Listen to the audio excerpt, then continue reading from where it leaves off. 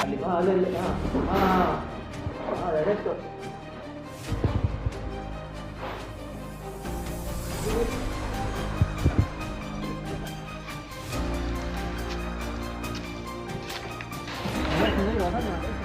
ನೋಡಲಿ